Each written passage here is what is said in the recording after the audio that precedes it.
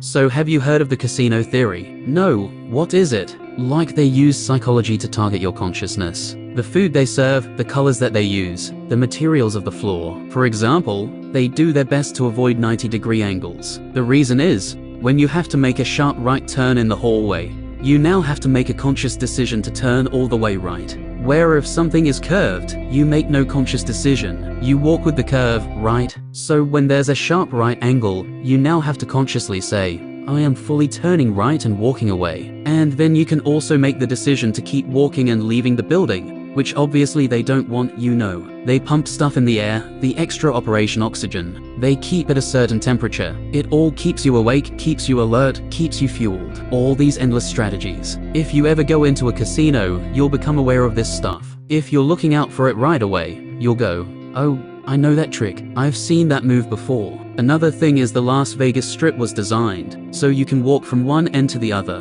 without ever having to go outside. You can just slide through all the stalls and get the food. They're literally trying to keep your consciousness. They're trying to keep your vibe control.